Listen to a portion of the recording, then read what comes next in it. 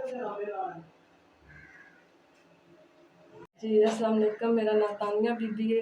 घरे वाला यानी कि मजदूरी करदे, इतने साढ़े चंगे हालात कोई नहीं है।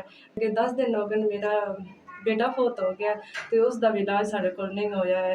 ते हुण इसदा बच्ची दा आखदे ने इलाज कराओ ते टेस्ट कराओ, इतने पैसे नहीं हैं साढ़े कोल भाई इसदा असीं इलाज करा सकीए। मेरा जदों दा बच्चा फोत होया कोई नहीं है साढ़ी, मेरी अपनी भी सेहत नहीं है ठीक, मेरी बच्ची गी ओह भी बीमार रैंदी है।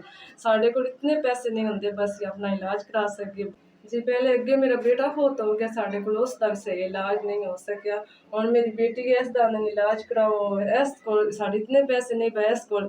मैनू हुण इतनी टेंशन बनी, मैंने अगे मेरा बेटा नहीं रहा है। हुण अल्लाह सुनैया दित्ती एक ही अमानत मेरे कोल रह गई कि पता नहीं हुण साडा इसदा की बनदा है। काफ़ी सानूं डॉक्टर आखदे ने इसदे टेस्ट करा के लैके आओ, बस सानूं चेक कराओ, असीं इसदा सही इलाज करागे।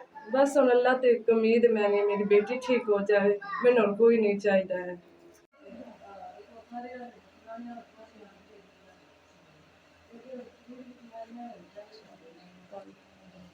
जी, मैं तुहाडे वास्ते बड़ी नेकी कीती है, 5000 रुपया घल्लेआ जे।